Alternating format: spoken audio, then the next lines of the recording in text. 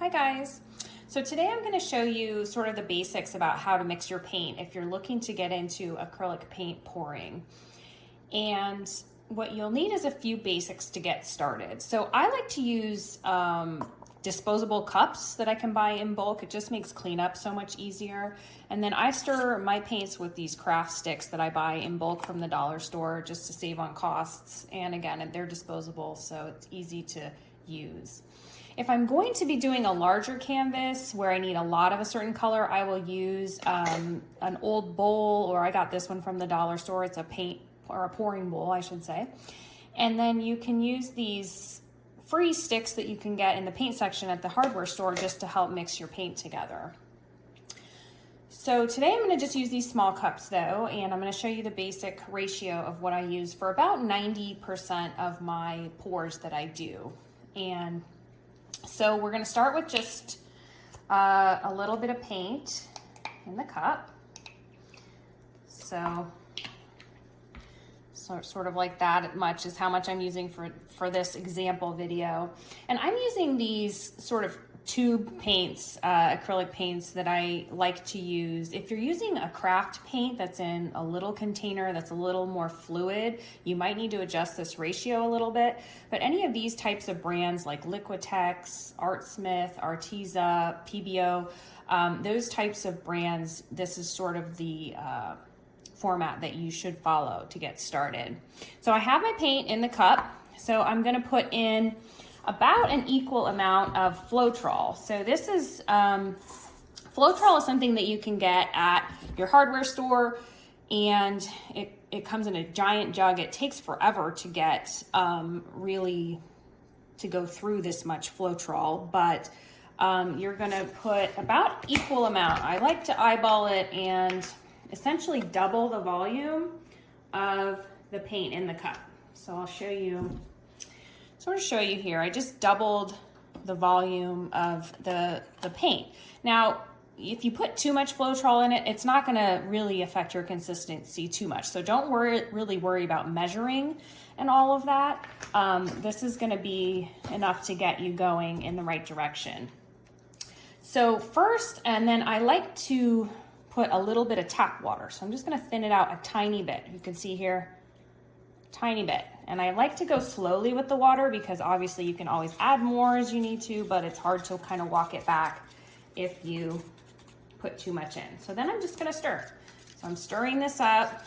You wanna make sure you spend a lot of time stirring to make sure that that pigment gets distributed through the Floetrol, that water gets distributed. You want a nice even consistency in your paint. I'm just mixing. It's a nice workout while you're doing this. I think some people who do this form of art will tell you that sort of the hardest part or the most labor intensive is usually mixing the paints. So I like to mix my paints well ahead of time. Like if I know I'm going to be doing some pieces, I will mix the paints and then let them sit, because I found that the longer that they sit and really let all of those elements mix together, the better the effects that I get. So I'm gonna add, as you can see, it's still not really dripping very easily off of my craft stick, so I'm gonna add a little bit more water because we want it pretty thin so that it'll move around that canvas.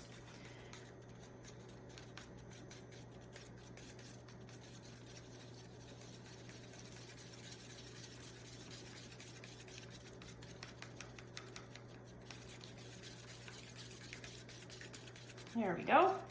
That's looking a little better. All right, so way to tell, well, it's still a little thick, so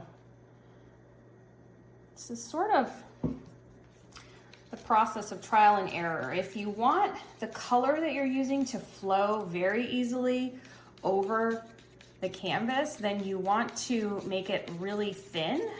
And if you want the colors to stay where you put them on the canvas, you make it a little bit thicker.